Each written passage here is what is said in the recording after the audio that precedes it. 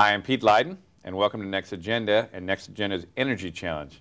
Today we've got Brian Sager in with us, and Brian is the founder of NanoSolar, one of the most interesting solar energy companies, startups in Silicon Valley today, where they're really kind of revolutionizing the solar space. We're going to have a great time talking with him today. He also, though, is a big picture strategic thinker. He's helped a lot of companies in Silicon Valley, a lot of companies in general, particularly in the biotech sector, get on their feet over the years. And so he's going to help us think about the big plan of how do we get America entire electric grid off of coal, oil, dirty energy, and onto clean technology as soon as possible. Anyhow, Brian, great to be here. Thank you. Glad to be here. So the first thing we're always trying to figure out is how bad is the problem? Give us your kind of perspective on what we're up against. The problem is actually far more serious than even a lot of folks today realize. There is a lot of greenhouse gas emissions, for example, that have been put into the atmosphere. Since the dawn of industrial civilization, there's been about 450 billion tons of CO2 put into the atmosphere. And that's causing our current cycle of global warming, to which we are already fully committed, irrespective of what we do. The question is, what is the implication of that? There's a particular time bomb that exists in the permafrost in Siberia. A lot of people refer to this as a carbon bomb. There is an additional 500 billion tons of CO2 embedded in the permafrost of Siberia. And if that warms up, that will instantly double the amount of CO2 in the atmosphere. So there's a very nonlinear response. It's not simply that if we slow down what's going on in terms of emissions from dirty energy sources, that the problem will go away.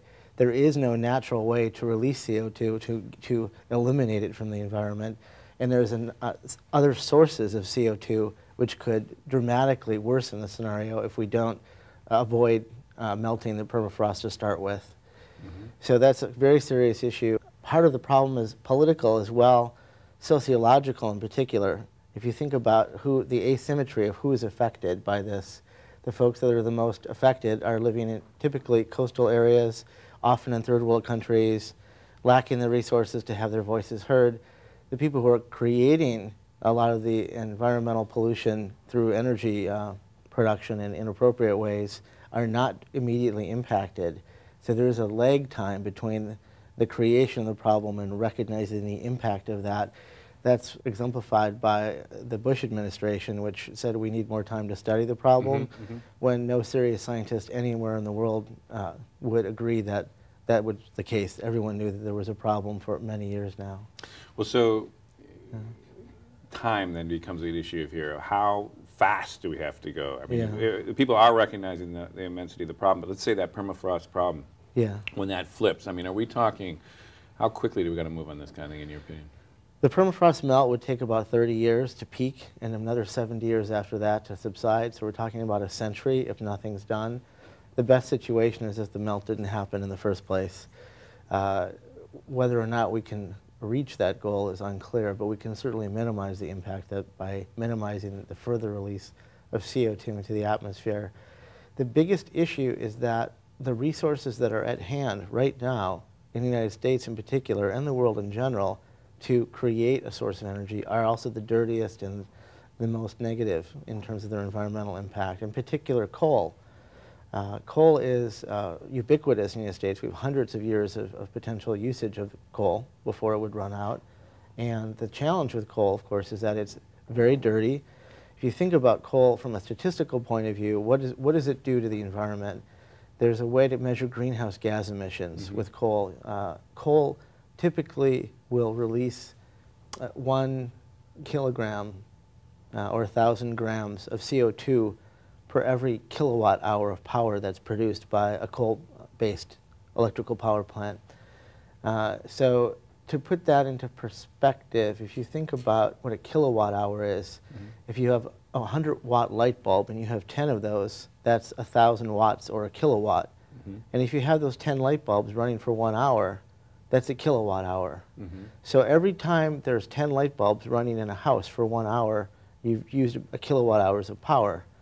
So every time that's happening, a coal-powered plant is spewing almost half a pound of CO2 into the air. And to give you a sense of what that would look like, I brought along this little bag. This material represents the mass of carbon dioxide that's going every hour into the air, uncontrolled and very difficult to retrieve. So from what now? This literally is... This is the mass that what the CO2 gas would represent. I can't show you a gas since it would be invisible, but I can show you the mass of that gas.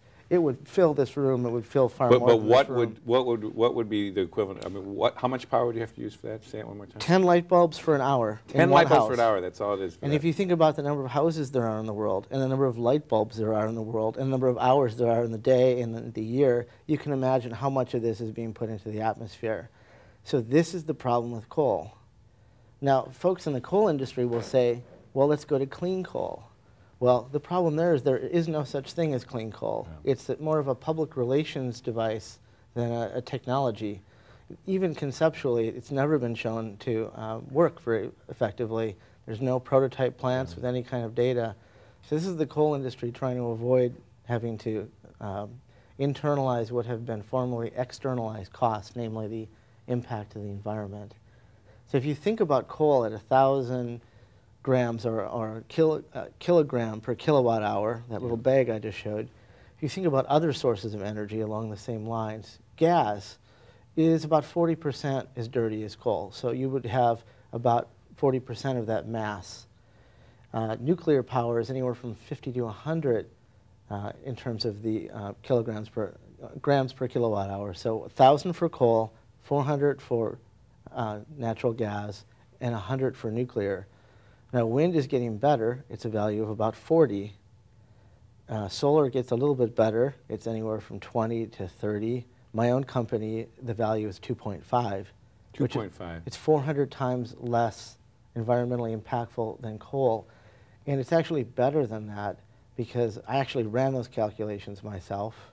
And those calculations are based on what we call life cycle analysis, cradle to grave, all the energy involved in mineral extraction from the ground up to the processing of chemicals that are used to make, for example, a solar panel and all the materials that go into that panel, to its assembly and then operation in the field for several decades, and then finally its decommissioning and the salvaging of whatever parts could be retrieved. So if you think about in a life cycle analysis what's going on, it's very clear that renewable energy is dramatically better in terms of avoiding greenhouse gas emission than coal or gas. So there's a significant support there for that. And I believe that a lot of folks in the world, I've never met anybody who's anti-solar. I've never met anybody who's anti-wind. The question is scalability.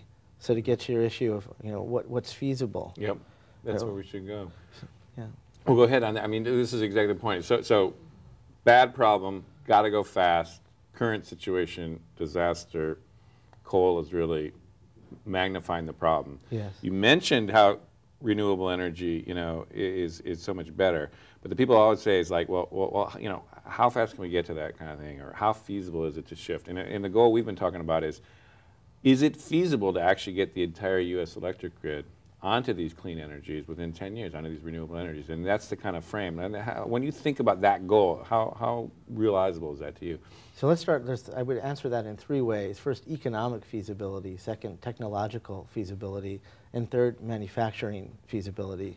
Let's start with the first. Economically, you will see a lot of folks saying the levelized cost of energy, which the Department of Energy would say is the fully burdened cost for a power source, including operations and maintenance over the full lifetime of whatever that power source is. Yep. It's the best way to compare apples to apples.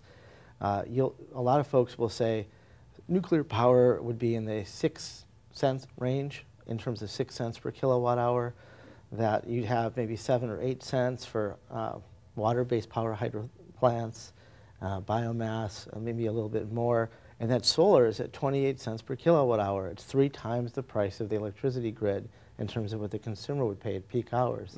And so, of course, solar is not effective, and we have to have massive subsidies to support the industry. So the first myth that we have to bust here is that solar is at 28 cents per kilowatt hour. The most recent place I read that was in a February 2008 report to the White House from some of the federal agencies that provide a yearly economic summary to the president. I read that report, and 28 cents per kilowatt hour was in their table in Chapter 7. I can point it out to you. Okay. That number is wrong. The reality is solar today is grid competitive today. There is no Manhattan project that's necessary to get solar working. There is no massive R&D breakthrough that's necessary. The innovations have happened, not just with my company, but with other companies that are approaching that. We're a little bit ahead, but the industry as a whole is moving in that direction quite clearly. So the first thing that I would hope that folks who are thinking about policy formation and legislative action would consider is the true cost of energy. So solar is much less than what people have in their head. It's already approaching grid parity. Secondly, the idea that nuclear power is really at 6 cents or 4 cents or 3 cents per kilowatt hour is also wrong. The misleading accounting that occurs there is that the energy is calculated at the source. In other words, you draw that calculus around the levelized cost of energy just at the source of the power, the nuclear power plant itself. But as we know, people don't live inside of nuclear power plants, and the power has to be transmitted from that plant typically to very distant locations because people want to be far away. So what you end up with is a transmission cost which can approach 10 cents per kilowatt hour. So I would argue on that top of the 6, so it's really 16 cents. And that's true for any energy source. It's just the cost of transmission. So what you suddenly have is coal, gas, and nuclear being more expensive than solar today. And then you're not even really raising in the larger subsidies people say of, like, you know, maintaining a military presence in the Middle East to get the oil here, or, you know, the different kind of unaccounted for subsidies. You're not even really going that space. You're saying literally just transmission and other things should be accounted for. Any engineer could do these calculations with sufficient data. The externalized costs of energy security and domestic vulnerability to attack from any source, those are not included in that number. If you include that, and if you also include the potential for environmental impact from, say, a nuclear disaster and the cost of cleaning that up or containing it, then those sources of energy become dramatically higher than renewable. Well, just one thing before we move on is, like, why is there this myth of the 28%? Is it literally a deliberate manipulation, or is it just a lag time in information? People don't know how quickly solar's come down, or what's going on there? It's very interesting. You know, you could say that I'm biased as the founder of a company that's working on this technology and that my numbers are misleading. So I would encourage you to ignore my numbers, go to the investment banks on Wall Street and look at what they say. I read a report just today, in fact, by Lazard, one of the investment banks on Wall Street, that did a levelized cost of energy analysis and showed that nuclear, gas, coal, solar, wind, hydro are all essentially in the same range. And in fact, solar is much less sensitive because there's no fuel cost volatility. There's no sensitivity to policy. Once this system is sitting there in a field, it doesn't require anything other than occasional cleaning. So there's very low economic volatility, and from a financial perspective, there's a very clear rate of return. So, for example, someone who wanted to finance a solar power plant at a large scale, they might not know from one day to the next how the weather was going to change, but they know the weather patterns over 20 years. They know what's called insolation, the amount of sun hours that would be present in that area. They know the performance of their system, the solar modules, the inverters, all the components of a solar system that go together.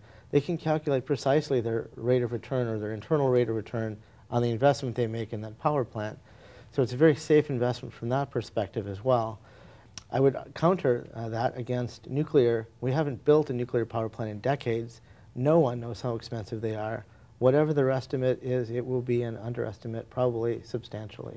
Gotcha. So you said you compare it economically. We've kind of gone over that train. How about the technological kind of comparison you mentioned about how doable it is? Yeah, technologically, let's think about what it would take to actually, if you were to use solar, for example, you would need a land mass that's a fraction of the area of one state. For the entire? For the entire country. Okay, walk through that exactly. So say you had a 10% efficient solar panel. The way to think about what that means, sunlight is defined as 1,000 watts of power per square meter. So a 10% efficient solar panel will take 10% of that 1,000 watts, or 100 watts. And so you get an output of 100 watts per every square meter you cover. Now you can do the calculation if you know the United States uses about 3 terawatts, and we know that 100 watts equals a square meter. You can calculate how many square meters you would need for coverage, and it ends up being a very small landmass, very small relative to even a single state, and that's enough to power the entire country. Now, I'm not suggesting that literally be done because you'd have all these transmission costs, but just to scale, you would have many locations for solar. A second myth that I like to bust with solar in the technological feasibility, when people think about solar, they think about several people climbing onto a residential home's roof, spending a week installing this contraption, which is essentially a skeleton of metal, putting their panels on top, very expensive proposition, oftentimes drilling holes in the roof of that house to get the power in. That's a very expensive way to get your power, and we would not recommend that. I would not recommend that. A much more effective way would be to do what's beginning to happen already in Europe. And if U.S. policymakers look at what's happened in the European markets, they would see, for example, if you drive out of the Munich airport in southern Germany, you see solar power plants to the horizon on each side of the freeway, looking out to the car to the left, to the right. You see panels to the horizon. There's no homes there. The idea of using solar power as a utility scale power plants, is something the United States needs to think through. And not just a few centralized ones, but why not decentralize them? Every town that would have a few thousand people living in it could have a small power plant providing power without very much transmission loss to that group of people.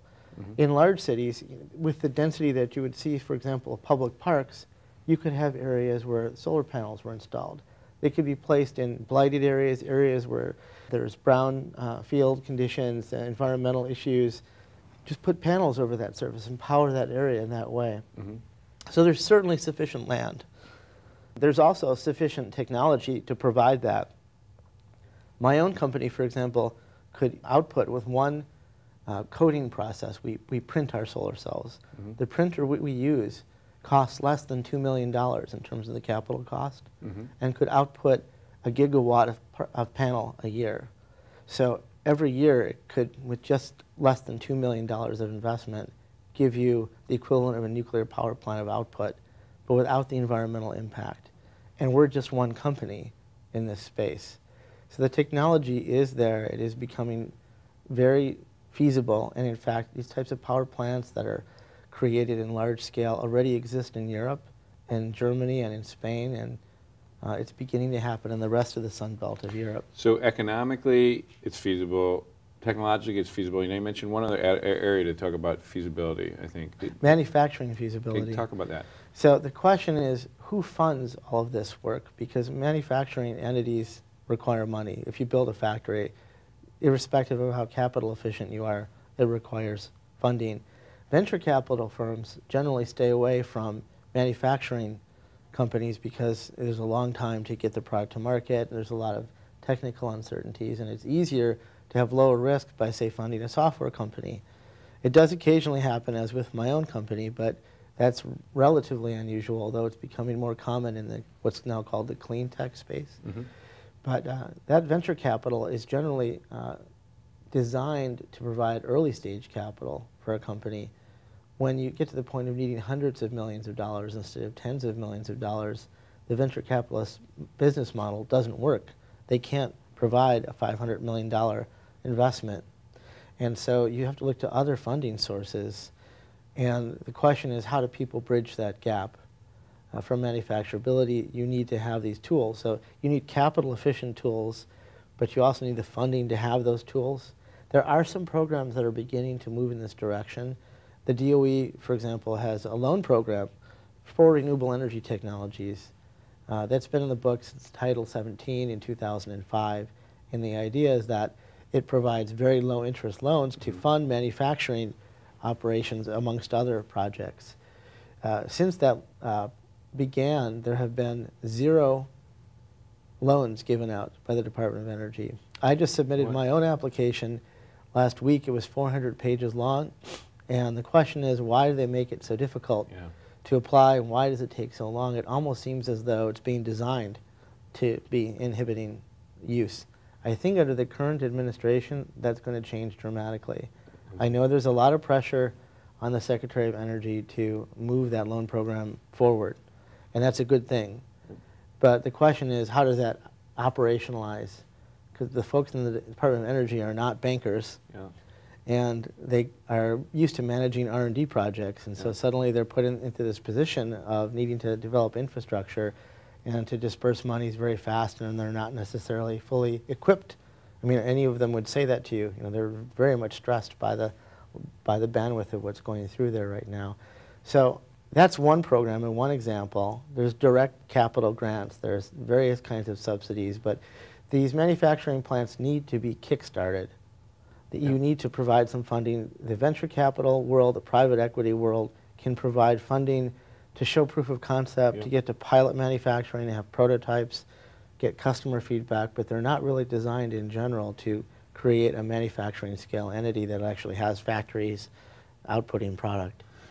So you've kind of laid out how feasible it is, or the areas, and you've kind of implied some of the solutions here. But before we go totally into the solutions in a macro sense, let's just talk a little bit about your company, because I think you're an interesting example of both the feasibility of all three of those areas, because you've actually kind of got practical examples of how you really did this.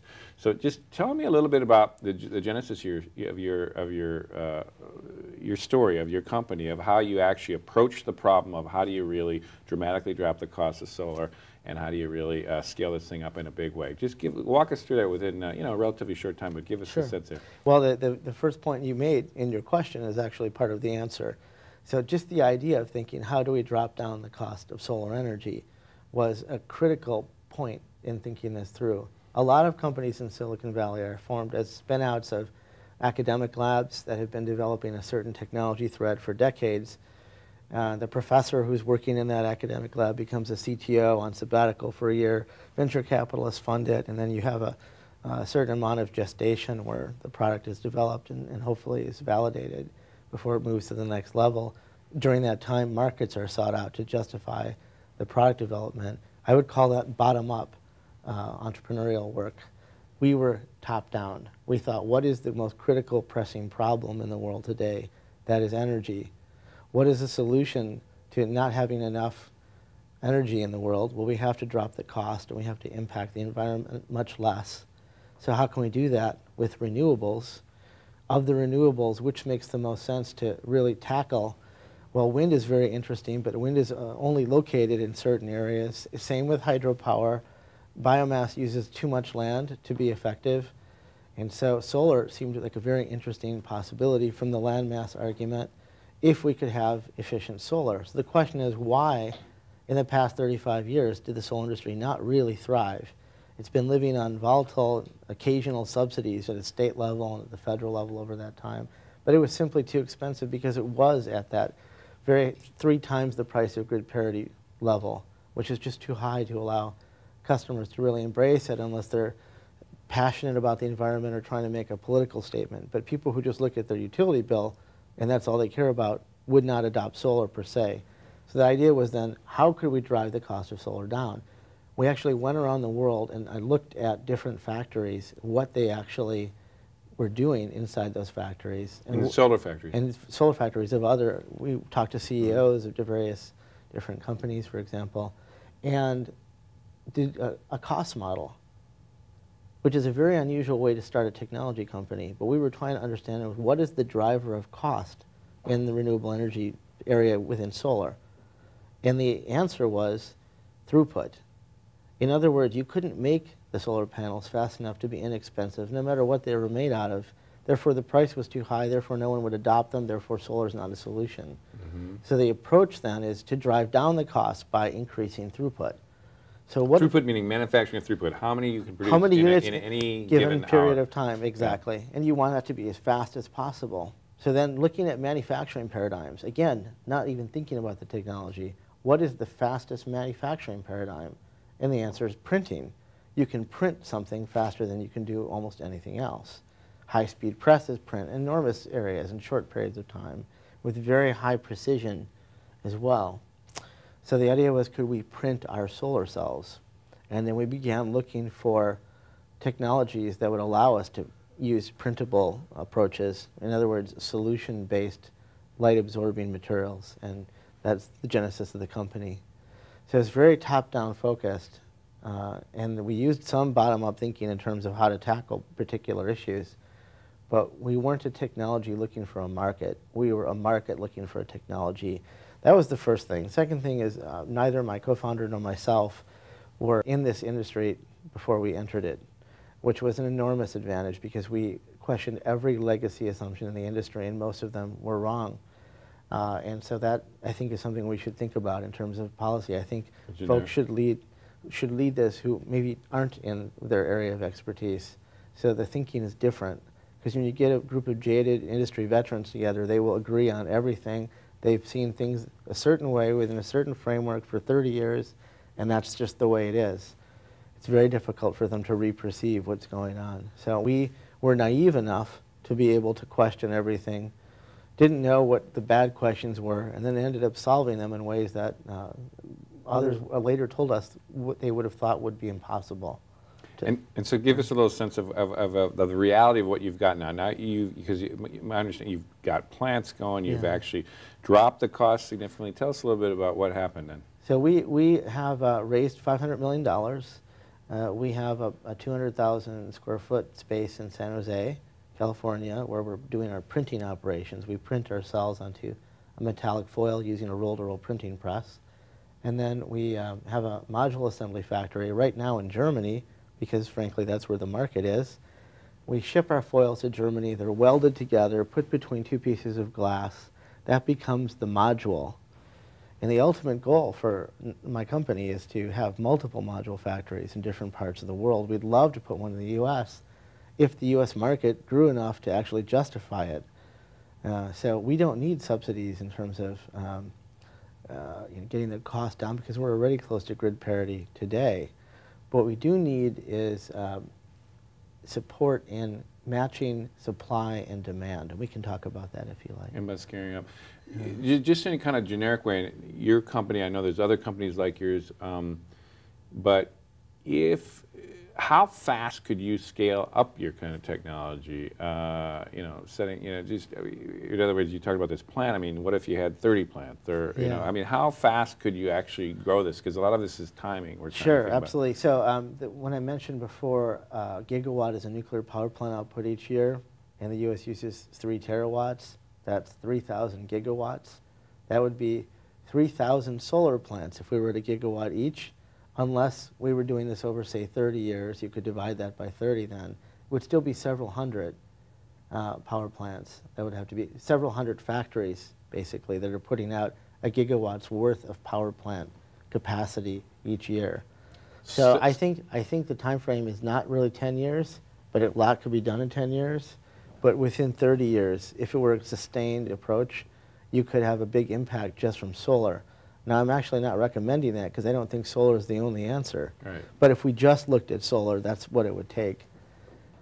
So renewables in particular are actually highly complementary. Wind is the most strong at night in the dark, typically, and solar is the best in the middle of the day when the sun's out and the wind is generally less. So solar and wind are actually very complementary and can easily coexist and support a lot of processes. And hydro and other types of renewable energy technologies are also complementary in that way. So I would hope that all of them would be developed, not simply solar, but they need to be developed by thinking through the scale that's actually needed. We're talking hundreds of power plants located around the country if they were a gigawatt each, at least, every year for several years. Okay, so you're kind of blending into larger strategy of how you would get the American electric grid as close as we can to 100% renewable and as fast as we can if it's 10 years or as fast as we can.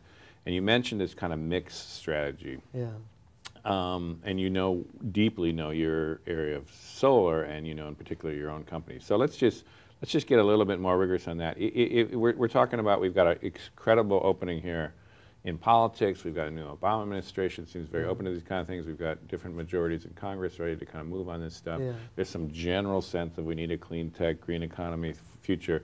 What if you were sitting in front of hearing, today or something, would you start to broad stroke out the way they should be thinking about this thing, like now?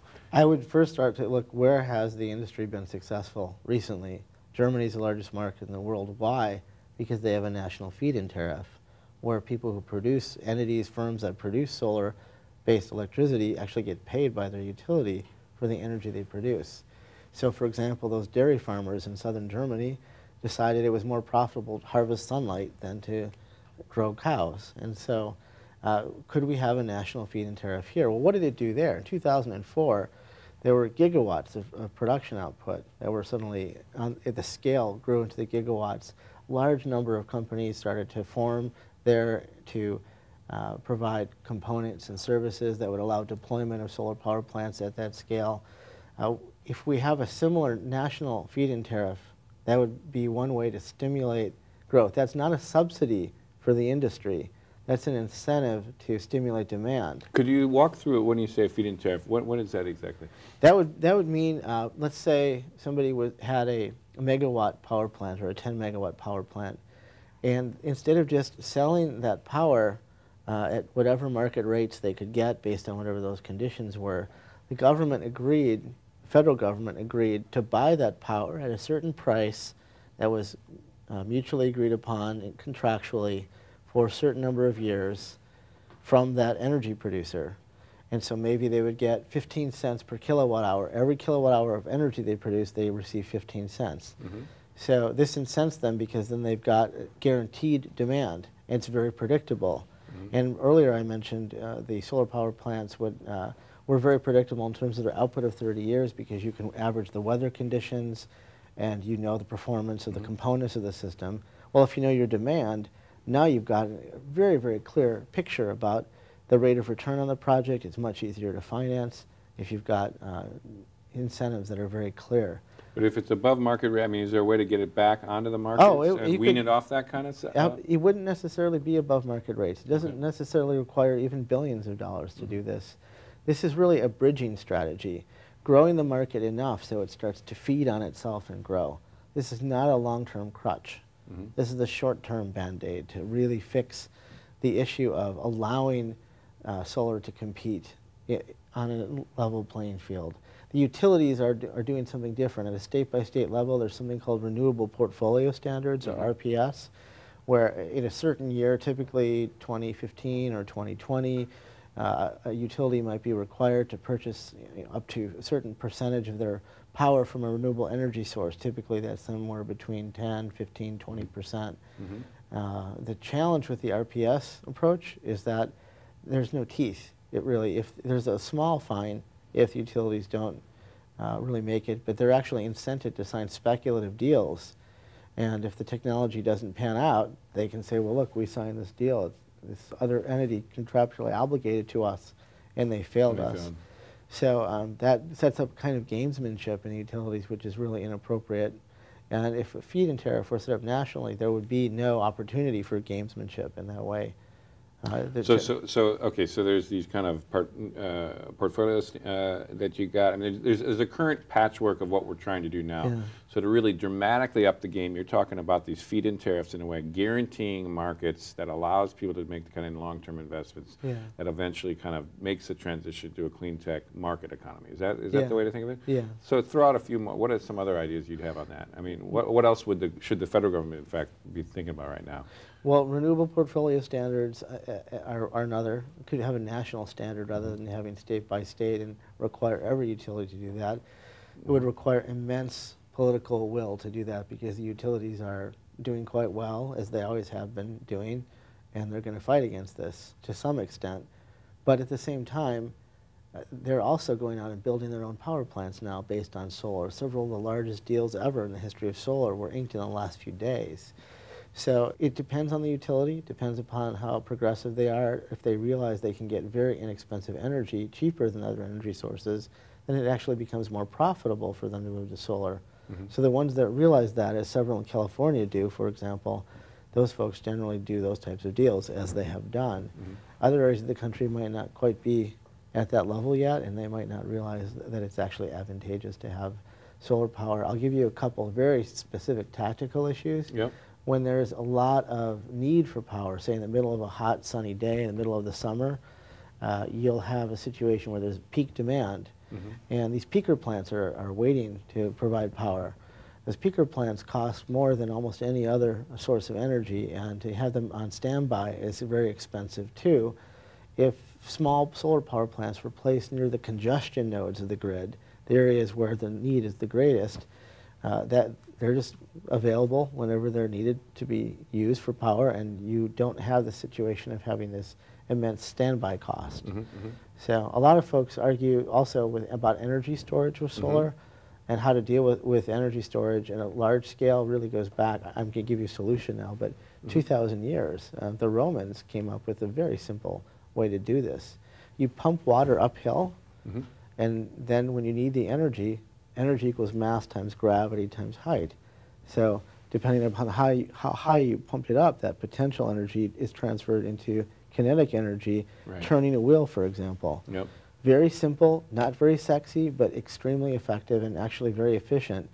A higher tech version of that is to pump compressed air or some other inert gas into a chamber like a cave or what have you, and then release that as well, also turning a turbine at some later time. So there's very simple and quite elegant ways to do energy storage at this scale as well. Energy storage. Now, what about the transmission grid? People have been talking about to what extent that needs to be upgraded, and well, the best way to deal with the grid is not to need the grid. So if renewable energy is near local sources, if you think about the grid's history, it really was a battery in the early days. Energy was here and not there, and the grid allowed that energy to be transferred where it was needed. It's a very complex system at this point, and it's very technologically degraded. It doesn't work very well, quite literally.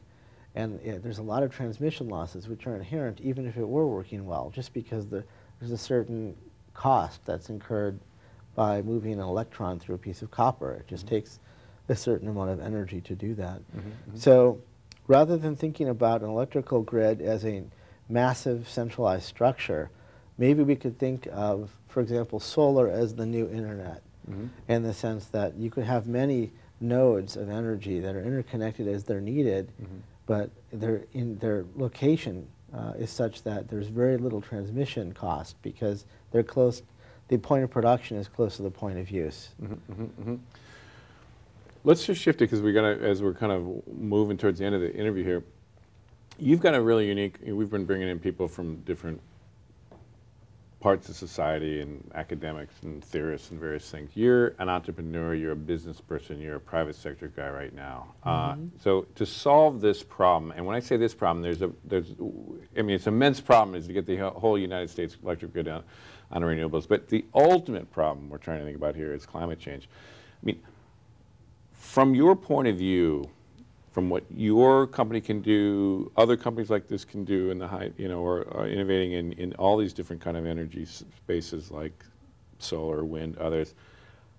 How fast do you think we can move in this country, but also globally? I mean, is it, what are the kinds of the potential, you could say, like your company? I'm just taking an example. How many of these things could we get going, and what it would take to get that kind of thing going, not just for the sake of your company, but for the sake of actually getting this kind of energy out and into the kind of system as fast as we can. Tell me, just give us a sense of how hopeful or not that actually task would be. Oh, I know we can do it. There's no question technologically we can do it. There's certainly sufficient capital to do it. The question is, at the macro scale, is there the political will, first of all, to bust those myths, to start with, to actually internalize the cost of formerly externalized costs, for example, associated with coal and nuclear, to actually understand the fully burdened levelized cost of energy of different energy sources. So you're actually doing accounting on a level playing field, deciding how much it really costs. And then when you want to support certain technologies, from that standpoint, it becomes an issue, first of all, providing capital so that factories can be built. And secondly, we need people working in those factories. And I'm not talking about factory floor operators. I'm talking the kinds of people who build factories from scratch, and there aren't very many of them. So this becomes a bandwidth issue, ultimately, human resources. Perhaps there's a few hundred people in the country who could really walk into an empty building and build a factory and make it work. Right now, today in the United States, there's a couple hundred of them, like literally? Who have 30 years of experience, who've done it 5 or 6 times, who've seen every possible problem that could go wrong. Those are the kinds of people who have to go in and develop these technologies that have gotten to prototype level and bring them out. So if there were a program to really transition from R&D to full manufacturability, that would be, I think, very interesting. There was a program, I believe it was called ManTech for Manufacturing Technology, that I believe the Army had at some point. I'm not sure if it's still operational. It was small grants of money to that point, but there's some precedence for that.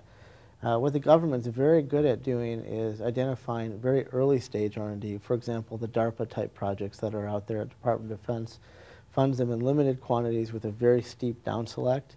And the idea being very small money can be leveraged because of the technology development and the explosive potential, even if only a few survive out of the portfolio.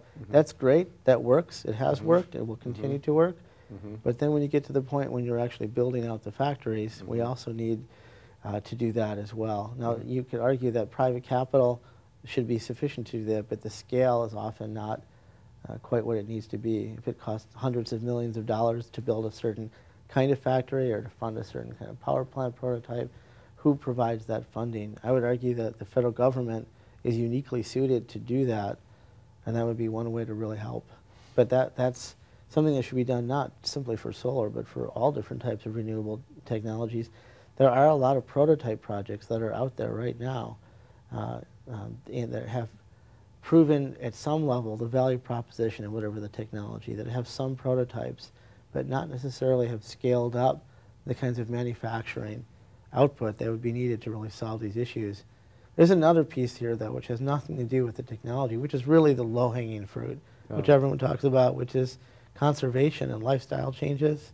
I just want to make a very simple point here. Some of our most fundamental lifestyle choices have enormous energy impact, and we're totally unaware of them. For example, a vegetarian lifestyle has dramatically less impact. Ignoring the political issues, ignoring guilt issues, ignoring health issues, if you just look at it, a pound of grain and a pound of meat, that pound of meat took 80 times the water, 7 times the land, and 20 times the energy to make than a pound of grain. It is insane to eat meat and expect it to not have an energy impact that is enormous. In fact, you can do the actual calculations of this from every perspective, and that's an example of a lifestyle change that could take that 3 terawatts in the US and drop it down a lot. So it's not simply providing more energy, but it's also rethinking our lifestyles. That doesn't mean we're not flying on airplanes, it doesn't mean we don't have cars, but something as simple as not eating meat, as one example, could have an enormous impact on the energy economy. And I know you're yourself a vegetarian, if I understand. For 30 years, yeah. For 30 years. Yeah, So speaking from, so as we end up here, because we gotta draw close to this. What's been great about talking to you is you're talking about what you're doing individually by not eating meat. I mean, at some level, on what you're doing with your company. But you've given us a lot of good thoughts on like how we can actually do, how difficult the problem is, but also how doable the goal is. And I just, if you wanted to kind of just winding up, I mean, I'm just kind of any kind of final thoughts on this transformation that America really has to go through, and basically how hopeful you are about the possibilities of actually pulling this off. I'm very hopeful that it could be pulled off because the transformation requires technology that already exists. It requires a level of capital investment that is easily done with the amount of capital that's in the world. Most of it is circling, looking for a home right now. So there's a lot of possibilities there. We certainly have the talent and the skills and the motivation.